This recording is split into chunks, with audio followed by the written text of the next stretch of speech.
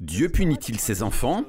Et si oui, à quoi ressemble la discipline et la correction pour les enfants de Dieu? Restez avec nous, nous allons répondre à cette question dans un instant.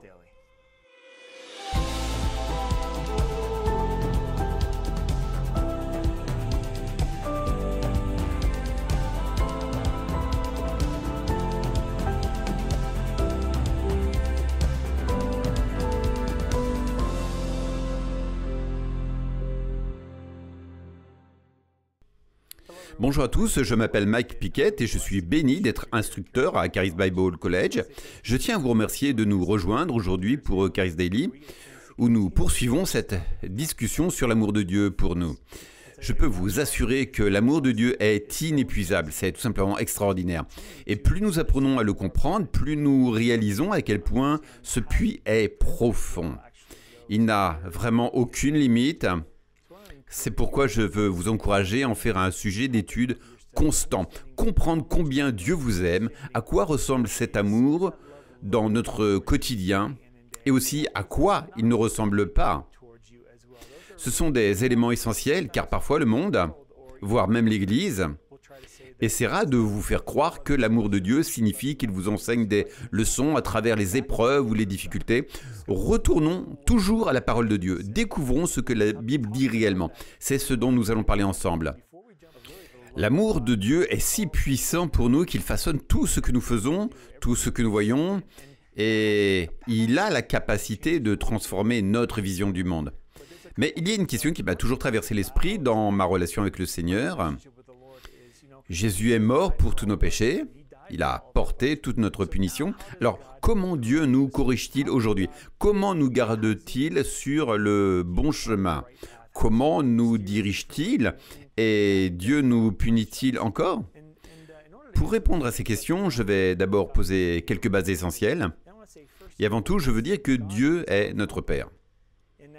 Cela peut ne pas sembler être une déclaration importante pour toi et moi, mais laissez-moi vous dire quelque chose. Si vous retournez en arrière, ne serait-ce qu'au temps où Jésus était sur cette terre, c'était une révélation. Avant la venue de Jésus, l'homme servait Dieu et nous étions ses serviteurs. Et bien sûr, nous le sommes toujours, mais aujourd'hui, nous sommes des serviteurs soumis. À cette époque, les hommes ne considéraient pas Dieu comme un père, mais comme un roi, un souverain absolu. Chaque fois que nous faisions une erreur, nous devions offrir des sacrifices. Autrement, nous risquions la mort. C'est ainsi que la nation hébreu s'approchait de Dieu. Mais lorsque Jésus est venu, il a introduit une toute nouvelle compréhension, une révélation inédite. En Romains 8, 29, il est écrit « Car ceux qu'il a connus d'avance, il les a aussi prédestinés à être conformes à l'image de son Fils, afin que son Fils fût le premier-né de plusieurs frères. » Ses frères, c'est toi et moi. Jésus est le premier-né, et puisque nous sommes ses frères, cela fait de Dieu notre Père. En 1 Jean 3,1, il est dit « Voyez quel amour le Père nous a témoigné pour que nous soyons appelés enfants de Dieu. Et nous le sommes. Si le monde ne nous connaît pas, c'est qu'il ne l'a pas connu. » Ce passage est puissant, nous pouvons lire ces mots rapidement, mais réfléchissez-y. Nous sommes appelés enfants de Dieu. Et il y a aussi un commandement ici, le mot « voyez » est le premier mot de cette déclaration. Ce mot signifie que nous devons nous arrêter, regarder et comprendre. Nous sommes appelés à contempler l'amour que Dieu a pour nous et à en faire l'expérience, car il est notre Père céleste et nous sommes ses enfants. Il nous guide et nous dirige. Moi-même, je suis père. J'ai une fille de 14 ans et un fils de 11 ans. Et je peux vous dire une chose, il n'y a rien que je ne ferai pas pour eux, je serai prêt à donner ma vie pour eux. Mon rôle est de les protéger, de subvenir à leurs besoins, de les instruire et de les discipliner. L'un de mes plus grands devoirs est d'être un mari et un père pour ma famille. Ma vie est dictée par ce but et ces priorités. Je travaille pour eux, je leur fournis un abri, tout ce dont ils ont besoin, et je continue de les instruire dans leur voie. C'est exactement ce que Dieu fait pour nous. Il est un Père aimant, il a répandu son amour dans nos cœurs, et son Saint-Esprit nous le rappelle constamment. comme il est écrit en Romains chapitre 5, verset 5. C'est une vérité puissante. Dieu est un Père aimant. Cependant, pour certains, l'image d'un père peut être déformée. Peut-être que vous n'avez pas eu le meilleur père, peut-être que votre expérience paternelle a été marquée par l'absence, la négligence ou même la maltraitance. Peut-être avez-vous été orphelin. Mais laissez-moi vous dire quelque chose, voici une occasion extraordinaire de demander à Dieu de vous révéler qui il est réellement en tant que père. Quel bon père il est, vous pouvez aller vers lui et dire « Seigneur, je ne comprends pas ce que cela signifie d'être un enfant aimé. Je n'ai pas eu un bon père, je n'ai jamais eu de bons modèles dans ma vie auxquels je puisse me référer. Je n'ai personne dont je puisse dire « Je veux être comme lui ». Tout ce que je sais, c'est que je ne veux pas être comme ce que j'ai connu. Et que Dieu soit loué, car ce n'est pas un problème. Vous pouvez vous tourner vers la parole de Dieu. La parole de Dieu est essentielle pour notre instruction. Elle nous garde sur le droit chemin et nous réaligne lorsque nous nous en écartons. En nous plongeant dans les Écritures, nous découvrons à quel point Dieu est merveilleux. Il ne nous abandonne jamais, il ne nous délaisse jamais. Il est un secours toujours présent dans les moments de besoin. Il pourvoit nos besoins. Et pas un seul moineau ne tombe à terre sans qu'il le sache. C'est pourquoi nous pouvons lui confier nos vies.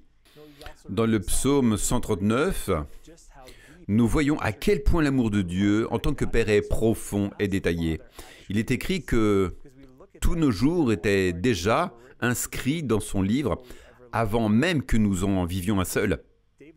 David dit que cette connaissance est trop merveilleuse pour lui, qu'avant même qu'il soit formé dans le ventre de sa mère, Dieu le connaissait ses jours et avait un plan pour sa vie.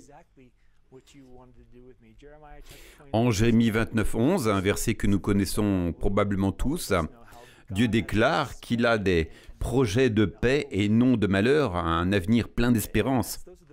C'est ce que Dieu pense de toi et de moi.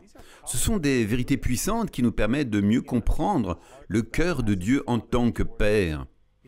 Si moi, en tant qu'homme naturel, j'aime mes enfants au point de les placer avant moi-même, combien plus notre Père Céleste, qui est amour, prendra-t-il soin de nous ? Comme il est écrit en 1 Jean 4,8, Dieu est amour. S'il est amour, alors il fera toujours ce qui est le mieux pour nous, même si nous ne l'apprécions pas toujours sur le moment. Tous les enfants n'aiment pas toujours ce que font leurs parents. En tant que parent, j'en ai fait l'expérience. Je suis passé du statut d'enfant et de fils à celui de père.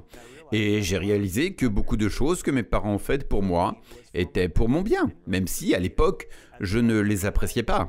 Aujourd'hui, je les en remercie. Il est donc important de comprendre ce que Dieu fait pour nous, comment il nous corrige en tant que croyants qui l'aiment et qui sont en relation avec lui en tant que Père. Que pouvons-nous attendre de lui? Comment nous corrige-t-il? Comment nous guide-t-il dans ce monde? Un monde rempli de mentalités erronées qui cherchent à nous éloigner de notre relation avec lui. J'aimerais que vous vous tourniez avec moi en Hébreux 12. Et alors que tu cherches ce passage, je veux répondre à la question que j'ai posée au début. Dieu punit-il ses enfants?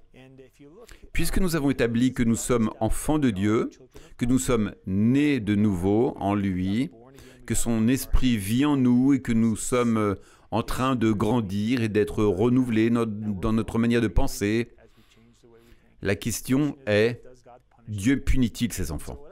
J'ai donc cherché la définition du mot punir.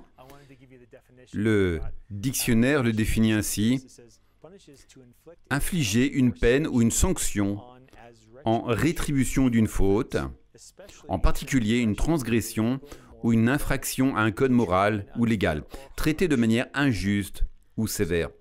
La question est donc, est-ce que Dieu agit ainsi? Dieu inflige-t-il une punition pour nos erreurs morales?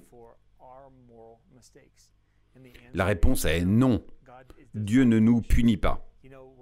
Nous approfondirons peut-être ce sujet plus tard si nous avons le temps.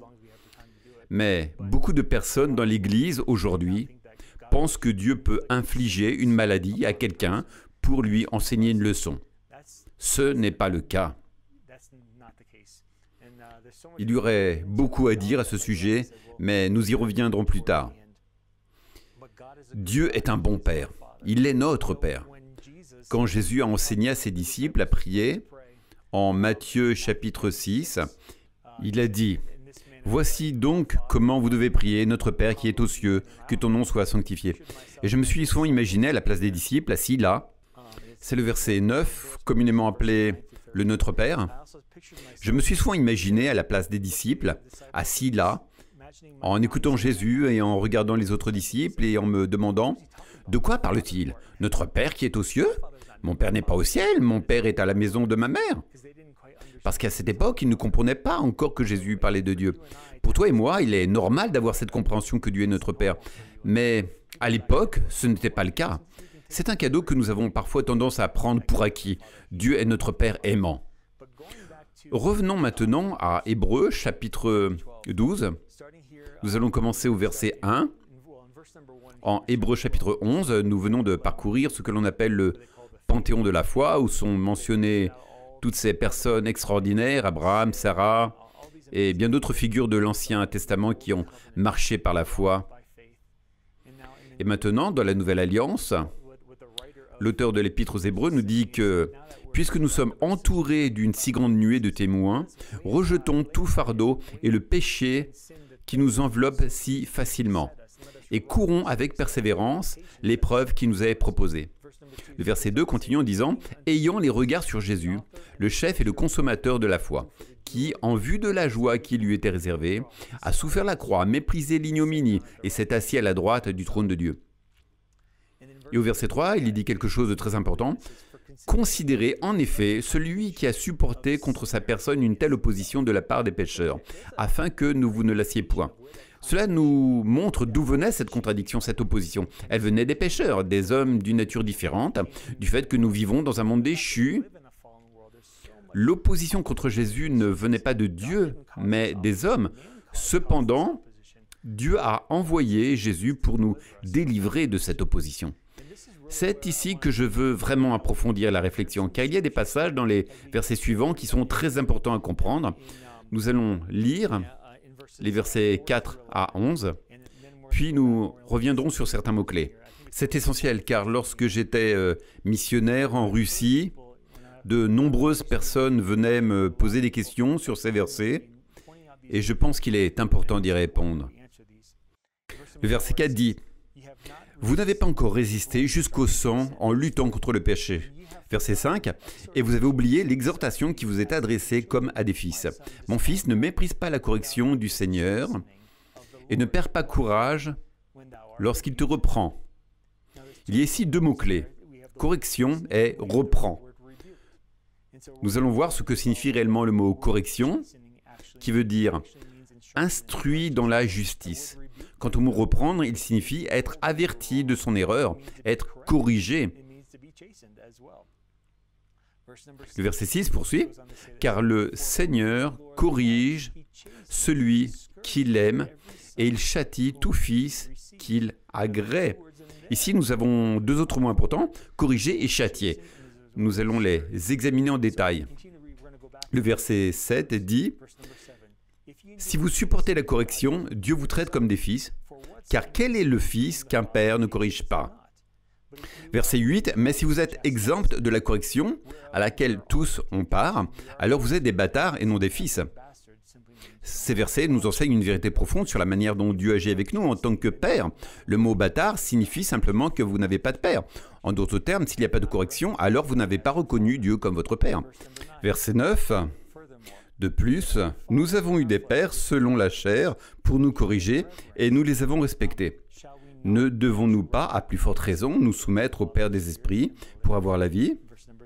Verset 10, « Nos pères nous corrigeaient pour peu de jours. » Donc ce n'était pas pour toute la vie, mais aussi longtemps qu'ils avaient autorité sur nous. Donc ils nous corrigeaient comme ils le trouvaient bon, comme ils le sentaient juste. Mais Dieu nous corrige pour notre bien, afin que nous participions à sa sainteté.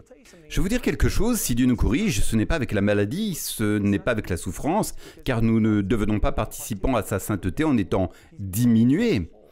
Nous devons comprendre comment Dieu nous discipline. Nous allons explorer cela plus en détail, mais Ce passage est vraiment puissant. La parole nous montre ici que lorsque Dieu nous discipline, c'est pour notre bien. Ce n'est pas parce que nous avons fait quelque chose que notre Père aurait désapprouvé selon sa propre perspective limitée. C'est Dieu qui voit la fin dès le commencement, qui regarde nos vies et dit « Cela ne te sera pas bénéfique à l'avenir. Alors ne le fais plus, suis ma parole. » Sa parole est essentielle dans nos vies, c'est pourquoi il nous discipline. Et nous allons voir à quoi ressemble cette discipline divine. Le verset 11 dit « Il est vrai que toute correction semble d'abord un sujet de tristesse et non de joie, mais elle produit plus tard pour ceux qu'elle a exercé un fruit paisible de justice. »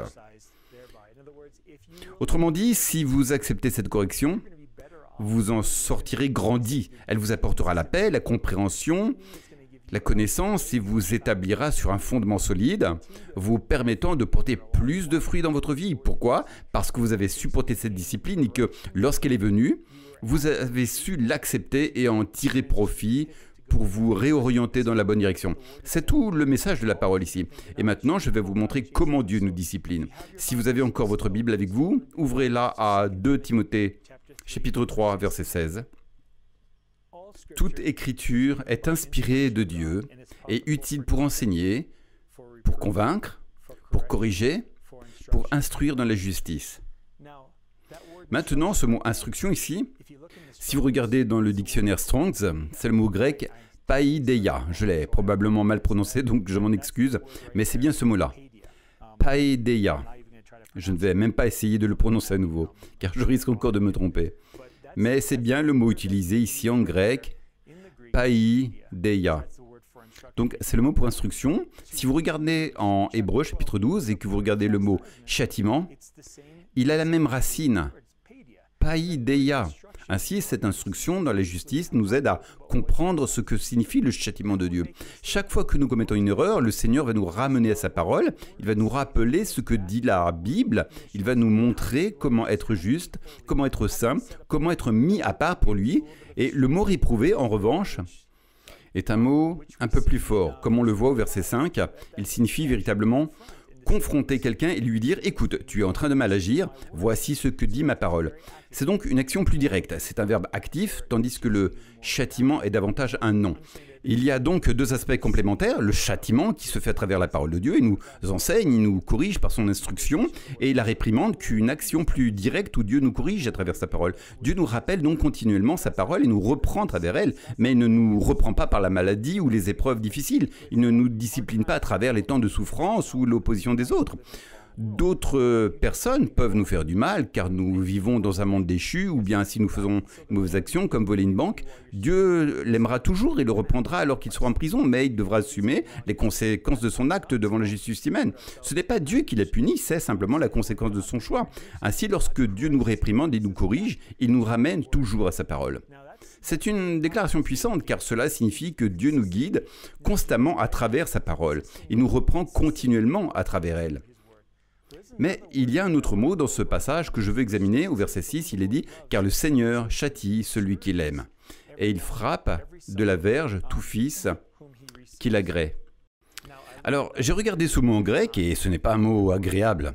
En fait, le mot est « mastigou ». C'est de là que vient notre mot anglais « flageller ». Il signifie littéralement « frapper avec un fouet »,« déchirer la chair »,« lacérer » ou encore « démolir ». Cela signifie être mis en pièces, déchiré en lambeaux, toutes ces choses qui ne dressent pas une image très agréable. Je me souviens que lorsque j'ai lu cela, j'ai pensé « Seigneur, qu'est-ce que cela signifie ?» Je sais que tu nous disciplines, car à 9 reprises dans ces versets, il est question de correction, de réprimande, de châtiment. 9 fois, ces notions sont mentionnées, car Dieu nous corrige constamment à travers sa parole. Il le fait parce qu'il est un Père aimant, et dans son amour, il nous corrige toujours. Alors, pourquoi ce mot « flageller » n'apparaît-il qu'une seule fois? Ce mot est pourtant extrêmement puissant. Et je me souviens d'avoir parlé au Seigneur à ce sujet. Le Seigneur m'a répondu « Mais je t'ai bel et bien flagellé. » Et j'ai dit « Seigneur, je n'ai jamais été mis en pièces, ma chair n'a jamais été arrachée, mes os n'ont jamais été disloqués, cela ne m'est jamais arrivé. » Et il m'a répondu « Si, cela t'est déjà arrivé. Lorsque tu es venu à Christ, tu as été flagellé. » Je vous le dis, c'est une révélation extrêmement puissante.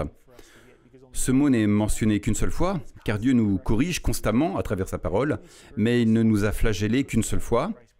Tout comme nous avons été crucifiés avec Christ, nous avons aussi été flagellés avec lui. Nous avons été libérés du péché, toute la punition, le prix de notre péché est tombé sur Jésus. Il a pris à notre place. Nous étions en Christ lorsqu'il a été flagellé, lorsqu'il a été battu, lorsqu'une couronne d'épines a été placée sur sa tête.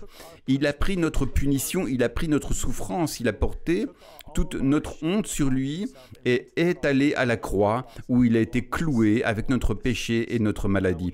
Aujourd'hui, nous avons été délivrés de toutes ces choses. Dieu est un Père aimant. Il ne nous envoie pas la maladie, il ne nous tourmente pas, il n'envoie pas de démons sur notre chemin pour nous enseigner une leçon. Si nous ouvrons la porte au diable, ce n'est pas Dieu qui l'a voulu, c'est nous qui l'avons fait. Si nous nous retrouvons en prison ou faisons de mauvais choix, ce n'est pas la faute de Dieu, c'est la nôtre. Dieu agit toujours de manière appropriée envers nous, car il nous aime, il nous corrige par sa parole. Mais il a flagellé son propre Fils. Et nous étions en Christ Jésus lorsque ses chairs ont été déchirées à cause de son immense amour pour nous. Et si nous nous souvenons de cela, frères et sœurs, nous comprendrons que nous sommes les bien-aimés de Dieu. Dieu nous aime infiniment, nous sommes ses enfants. Et chaque fois que nous faisons une erreur, il sera là pour nous corriger. Il sera toujours là pour te montrer à travers sa parole comment t'améliorer, comment grandir. Et nous pouvons recevoir cela. Dieu ne va pas nous punir, il ne va pas nous infliger une rétribution pour une faute morale. C'est ce qu'il a fait à Jésus à notre place. Cependant, il nous corrigera par sa parole, il nous rappellera que nous sommes justes, il nous rappellera que nous sommes saints. En Hébreux chapitre 1 et verset 3, la Bible dit que Jésus est l'image parfaite du Père. Cela signifie que tout ce que nous avons vu Jésus faire dans ce monde, tout ce que nous avons vu Jésus manifester dans sa vie ici-bas, est l'exacte représentation de qui Dieu est. Jamais dans toute la Bible, et j'ai étudié la parole pendant plusieurs années, jamais je n'ai vu Jésus infliger une maladie à quelqu'un.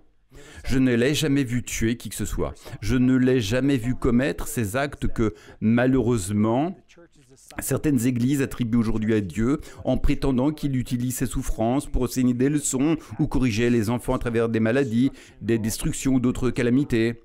Ce n'est pas qui est Jésus. Dans l'ancienne alliance, Dieu a détruit, mais c'était une autre alliance. Nous sommes maintenant sous une nouvelle alliance, instaurée par Jésus-Christ. Lorsque Jésus a pris tous nos péchés sur lui, il les a cloués à la croix. Il a aussi pris toutes nos maladies, il les a cloués à la croix, puis il les a emportés dans la tombe. Mais quand Jésus est ressuscité, la maladie n'est pas ressuscitée avec lui. La maladie est restée morte. Jésus est ressuscité, mais il ne va pas retourner dans la mort pour récupérer la maladie, la donner à quelqu'un afin de lui enseigner une leçon. C'est insensé. Ce n'est pas la nature de notre Dieu, ce n'est pas le Dieu d'amour qu'il est. En Jean chapitre 16, Jésus parle de la venue du Saint-Esprit et de ce qu'il va accomplir. Nous lisons au verset 8. Et quand il sera venu, c'est Jésus qui parle au sujet du Saint-Esprit. Il convaincra le monde en ce qui concerne le péché, la justice et le jugement. Au verset 9, 10 et 11, en ce qui concerne le péché, parce qu'il ne croit pas en moi.